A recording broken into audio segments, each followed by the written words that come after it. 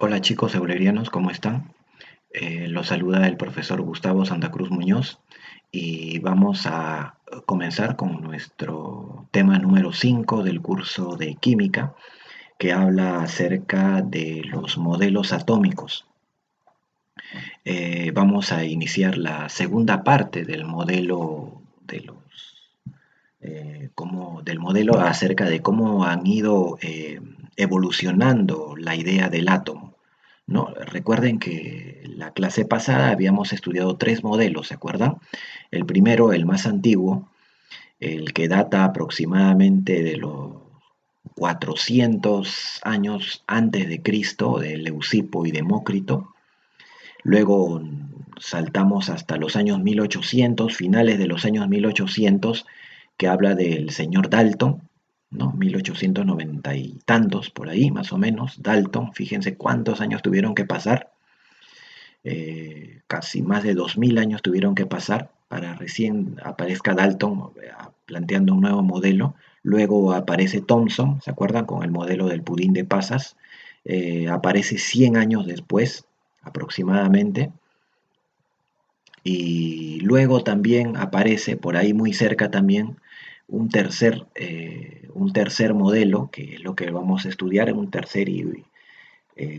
cuarto y un quinto modelo, que es del señor Rutherford y también de Bohr. Entonces vamos a estudiar cinco modelos: Leucipo y Demócrito, luego está Dalton, ¿no? Luego Thomson, primera parte.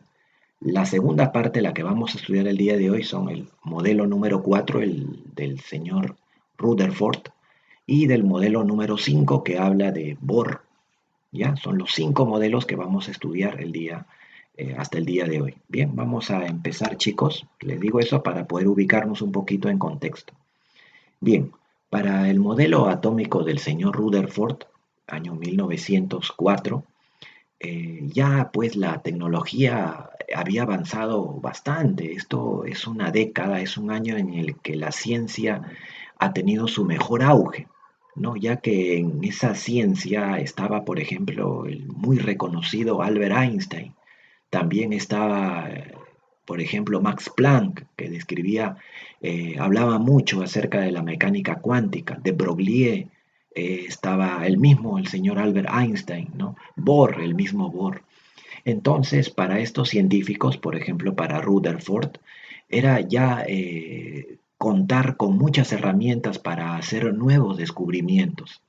Por ejemplo, también se conocía acerca de la radiactividad con Marie Curie, por ejemplo, ¿no? Con los esposos Curie. Entonces, la tecnología había avanzado bastante en esos años, ¿no? Entonces, valiéndose de eso, estos científicos Rutherford y también Bohr hicieron nuevos descubrimientos. ¿Qué había descubierto, por ejemplo, el señor Rutherford? Primero, el señor Rutherford, con este modelo, desecha el modelo atómico del señor Thomson. Lo desecha porque para el señor Rutherford el átomo no era de naturaleza compacta. Él aceptaba la existencia de electrones, pero no aceptaba que sea totalmente compacto, sino más bien Rutherford decía que el átomo era un ente prácticamente vacío, así como lo escuchan, prácticamente vacío. Sí existen los electrones, pero no de la manera como explica Thomson, sino de una manera diferente. Para Rutherford, los electrones se movían alrededor de algo que él llamó zona central, porque en realidad él no lo llamó núcleo, a lo que conocemos como la parte central núcleo, él lo que le llamó es zona central. Y estos electrones se podían mover alrededor de ese núcleo, ¿no? De esa zona central. ¿De acuerdo? Entonces, Rutherford le dio dos partes al átomo. Fíjense, el átomo ya lo está clasificando en dos partes. Rutherford dijo que el átomo va a tener dos partes. Pues va a haber una zona externa o extranuclear, así le llamó, en la cual se van a encontrar los electrones. Los electrones van a estar en la periferia, decía el señor Rutherford, que rodeaban al núcleo. El núcleo va a estar en la zona central. Bueno, él no mencionaba la palabra núcleo, sino mencionaba una zona central de carga positiva, de carga positiva, de mucha carga positiva, y pues una zona externa donde se encuentran los electrones orbitando alrededor del núcleo, ¿de acuerdo? Describiendo órbitas, describiendo algo así como trayectorias, ¿de acuerdo? Eh, Este modelo es importante porque propone por primera vez, como les dije, la existencia de un núcleo atómico. Era la primera vez que se mencionaba esa idea. Bien, eh, este modelo tuvo algunos inconvenientes, ¿no? ¿Por qué? Porque es que lo que pasa es que el señor Rutherford, para explicar la teoría atómica, utilizó mucho la mecánica newtoniana, es decir, la mecánica clásica. ¿Qué cosa es eso? Es una mecánica que habla acerca de las cosas macroscópicas, de las cosas que nosotros podemos ver.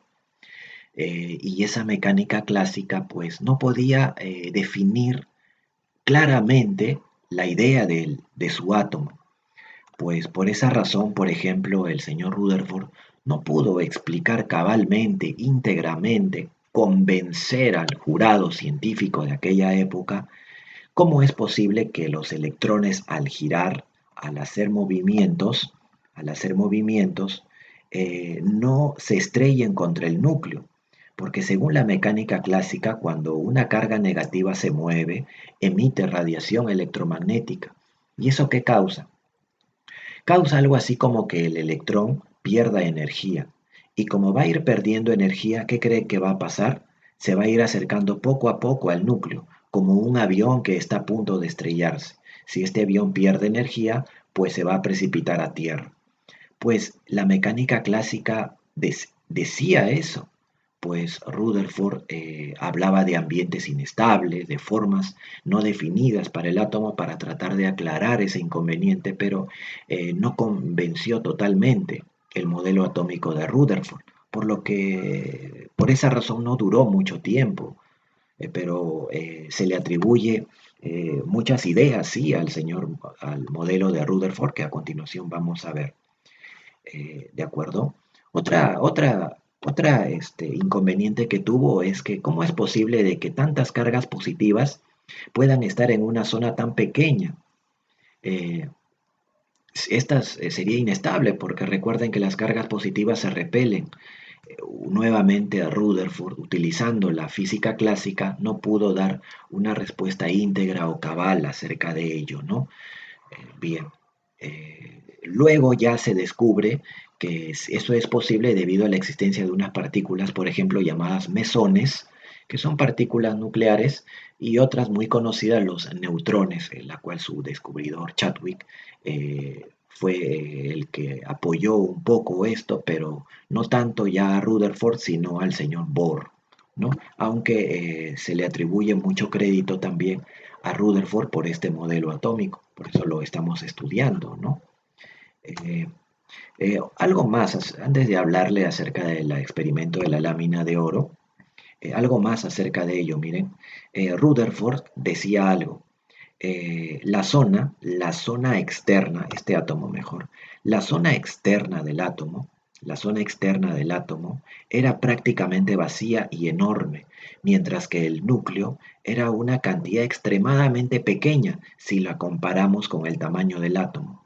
¿Qué tan pequeña? Es como que si yo les dijera que si el núcleo mide 1 metro, suponiendo que el núcleo mida 1 metro, pues el tamaño del átomo sería algo así como 10.000 metros, chicos. O sea, la relación, imagínense, es como que yo tenga 1 metro acá y luego sea 10 kilómetros. Imagínense, la relación de tamaños era enorme. Pues él decía que el átomo, por esa razón, era prácticamente vacío. Vamos a cambiar un poquito acá el mouse para que se pueda apreciar mejor. Entonces, para él el átomo era prácticamente vacío, donde la masa se concentraba no fuera del núcleo, sino dentro del núcleo. Ahí se concentraba la masa. Y aquí solamente era volumen, es decir, prácticamente vacío. Toda la masa del átomo se concentraba en el núcleo. ¿De acuerdo? ¿Qué pasa con el experimento de la lámina de oro? Bien, en el experimento de la lámina de oro, chicos, bueno, fue hecha por Rutherford, y dos de sus colaboradores, en realidad fueron sus colaboradores los que hicieron el experimento, pero siempre dirigidos por el señor Rutherford, pues a Rutherford se le atribuye este experimento por ser el que dirigió ello, ¿no? ¿Qué pasaba? ¿En qué consiste? Pues gracias a este experimento Rutherford pudo demostrar la existencia de un átomo de esta naturaleza, porque recuerden que en ciencia se necesita experimentación y se necesita fundamento para poder probar lo que uno dice. Bien, ¿en qué consiste? Fíjense, tenemos por acá una caja de plomo. Esta caja, esto de color negro, es de plomo. Y aquí adentro hay una partícula o un mineral radiactivo, polonio, ¿de acuerdo? El mineral de uranio contiene polonio. Este polonio es radiactivo, es decir, emite unas luces, por ejemplo, pues digámosles así, las cuales no se pueden ver. A esas luces se les llama radiaciones. Pues bien, ¿por qué se encierra en una caja? Es que el plomo tiene una característica especial de no dejar pasar la radiación o salir la radiación. Entonces le hicieron un huequito bien chiquito a esa caja, aquí, un huequito, para que solamente la radiación pasara por acá, la radiación alfa. Emite partículas alfa, que son algo así como átomos de helio ionizados. Eso ya hablaremos después, más adelante. Digamos, es una luz, ¿de acuerdo? Es una luz, una radiación perdón, una radiación eh, como consecuencia de la inestabilidad del elemento polonio, el cual emite esta radiación. ¿Qué pasa?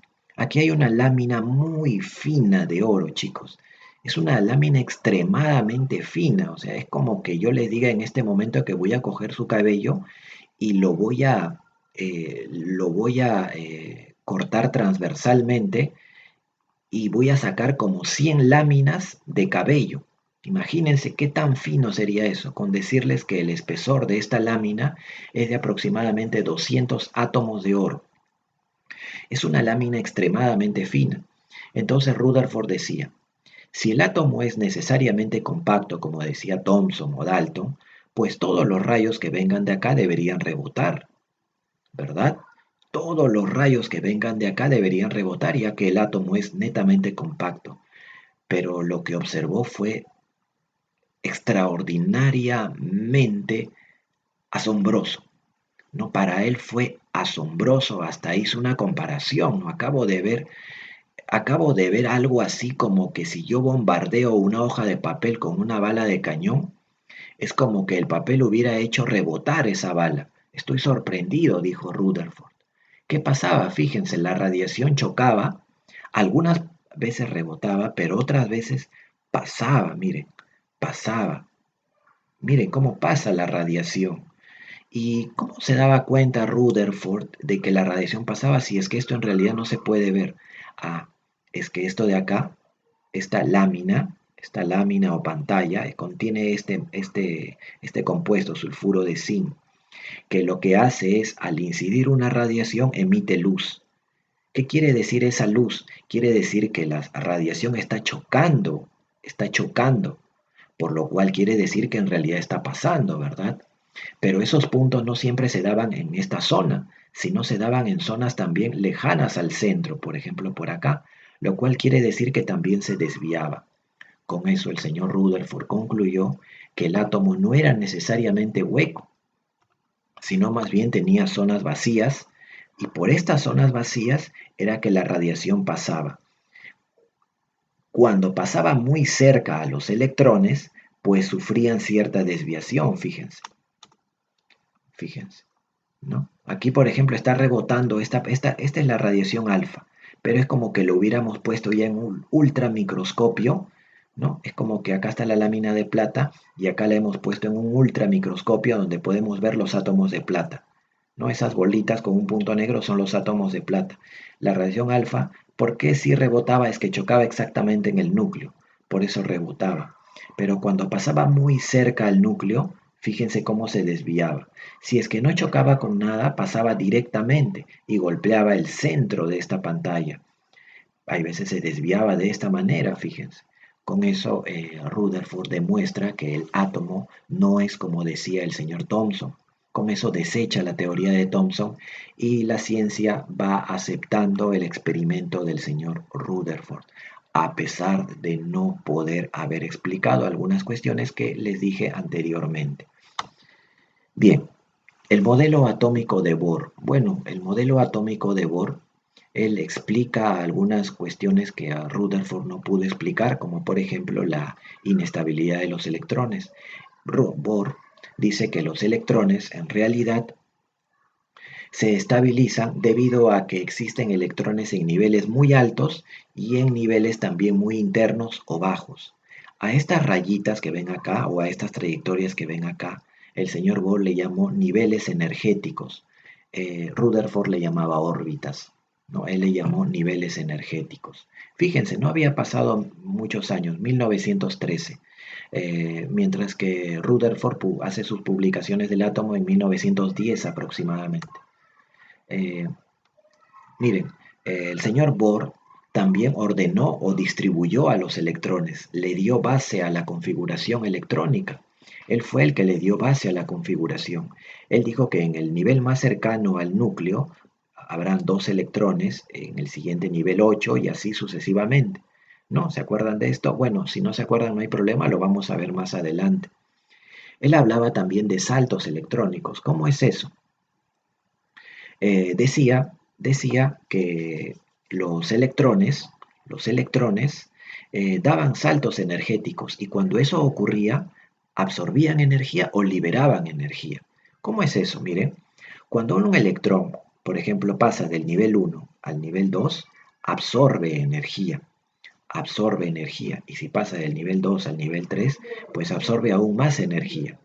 Pero ¿qué pasa si este electrón pasa del nivel 3 al nivel 2? Libera energía en forma de luz o fotones. Él utilizó el término fotón, un término que utilizaba mucho el señor Einstein, por ejemplo, ¿no? El señor Bohr ya utilizó mucho las teorías de la mecánica cuántica, a diferencia de Rutherford. Bohr ya era más moderno, a pesar de ser contemporáneos. Bohr utilizó mucho las teorías de Einstein y de Planck para definir sus cuestiones energéticas, que se verá ya más adelante, ¿no? Entonces, él hablaba de lo Bohr. Bueno, hay que acordarse primero de los niveles energéticos, de los saltos energéticos, eso es Bohr. Estableció bases para la configuración electrónica, eso es Bohr. Eh, Bohr también lo que hizo fue darle un fundamento a la unión de los átomos en los enlaces químicos, ya que él utilizó también el término electrón de valencia para referirse a aquellos electrones que se encontraban en el último nivel. A ellos los mencionaba como electrones de valencia.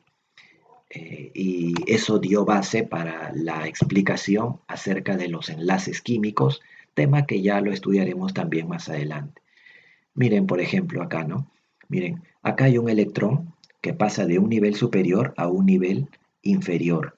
Llamamos niveles inferiores a aquellos que se encuentran más cerca al núcleo, pues como este electrón baja de un nivel superior, por ejemplo, del nivel 2 al nivel 1, como baja de nivel, eso quiere decir que va a emitir energía. ¿Y de qué forma se emite la energía? En forma de luz o conjunto de fotones, ¿no? Donde esa energía se puede calcular según Max Planck, pero eso no vamos a nosotros detallar mucho, ¿de acuerdo?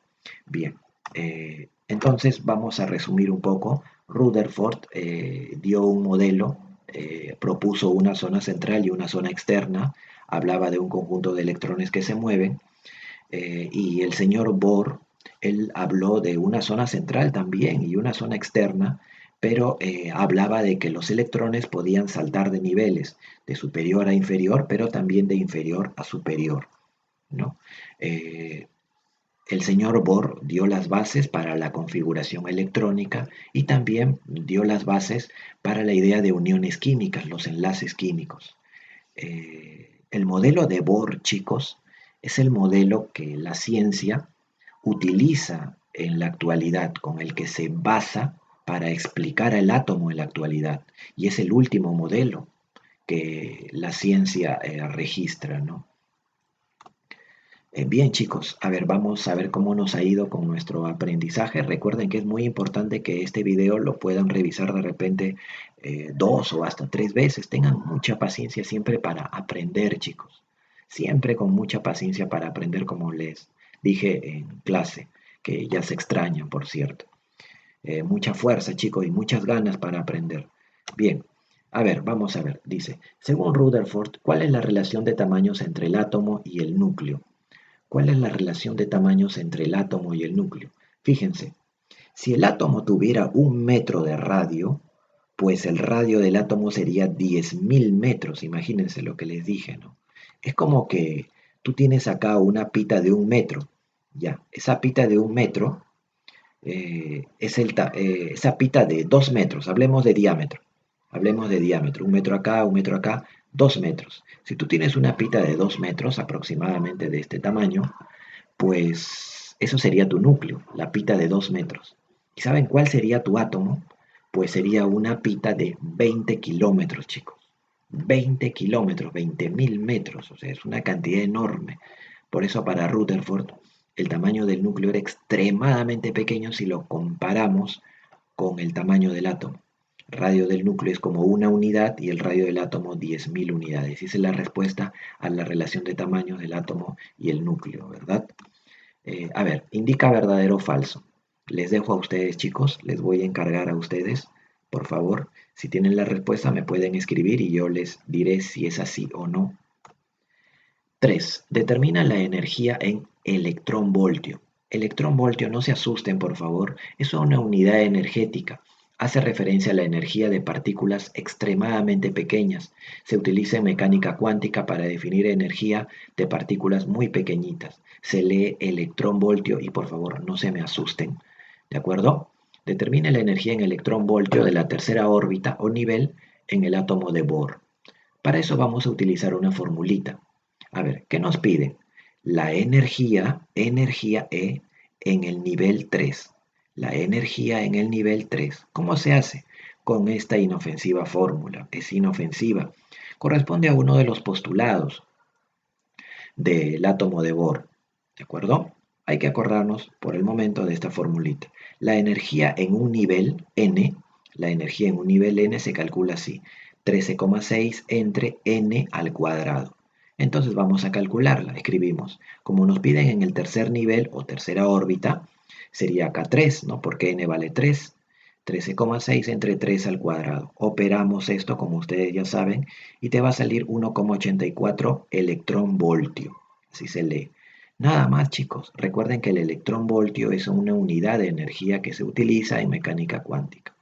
Acá les he hecho una pequeña figurita para poder imaginarnos un poco la situación. Acá está el núcleo del átomo y estamos hablando de la energía de estos electrones, ¿no? De la energía que tuvieran estos electrones, ¿no? La energía que hay en el nivel 3, ¿no? Esta de acá, ¿no? 4. Según Bohr, ¿cuál es la distancia del núcleo al cuarto nivel? ¿Cuál es la distancia? Ojo, ya no nos están pidiendo energía, sino distancia. Y nuevamente una fórmula. La distancia se refiere a un radio. Fíjense, vamos a calcular esta distancia desde el núcleo hasta el cuarto nivel. Nos piden cuánto mide esta flecha, en otras palabras. A esta distancia se le llama R, R o radio. Y como lo vamos a medir hasta el cuarto nivel, entonces ponemos cuando n es 4. ¿De acuerdo? Es la distancia al cuarto nivel. Distancia al cuarto nivel. ¿Y cómo se calcula? La distancia hasta un nivel n es igual a 0,529 por n al cuadrado. Reemplazamos, como el n es 4 porque nos piden hasta el cuarto nivel, copiamos este número y el n vale 4 elevado al cuadrado. Operamos, esto es 16, 16 por 0,529 te sale 8,464. Esto de acá es Armstrong. El Armstrong es una unidad de longitud o distancia en mecánica cuántica también. Se utiliza para medir distancias extremadamente pequeñas. Armstrong, ¿de acuerdo? 8,464 Armstrong sería la distancia que hay entre el núcleo hasta el cuarto nivel energético. Pregunta 5, chicos. La pregunta número 5 y última. A ver, dice, ¿a qué distancia, a ver, prestamos bastante atención, ¿a qué distancia del núcleo se encuentra un electrón con energía de 0,85 electronvoltio en el átomo de Bohr? Entonces, ¿qué nos están pidiendo? ¿A qué distancia del núcleo se encuentra un electrón que tiene esta energía? ¿No? A ver, entonces nos están pidiendo que calculemos R. Pero recuerden que para calcular R necesitamos saber cuánto vale N. Si no, no podemos calcular la distancia. No la podemos calcular. Entonces primero vamos a calcular N. Para hallar N vamos a utilizar esta formulita, que ya la utilizamos en el ejercicio número 3. Entonces, lo que vamos a hacer es calcular el valor de N con esta formulita. Como nos dan la energía del nivel que vale 0,85, lo escribo acá. Y el N es lo que voy a calcular, ¿no? He reemplazado este N al cuadrado, lo mando al lugar de 0,85 y el 0,85 lo paso a dividir. Al dividir estas dos cantidades me sale 16. N al cuadrado igual a 16, por lo que N vale 4. Como ya tengo el valor de N, quiere decir que me están pidiendo la distancia del núcleo al cuarto nivel. Entonces ya estaría en esta formulita. La distancia del núcleo al cuarto nivel porque N vale 4. Utilizo esta formulita, que ya la hemos visto antes. Voy a reemplazar, en lugar de N pongo 4, desarrollo y me sale que la distancia del núcleo al cuarto nivel será 8,464 electronvoltio. Nada más, chicos, eso sería todo. Espero se haya comprendido la clase. Denle por favor una revisada más a este video y espero sigan practicando con mucha fuerza y mucha dedicación. Bien, chicos, nos vemos la siguiente semana. Cuídense bastante.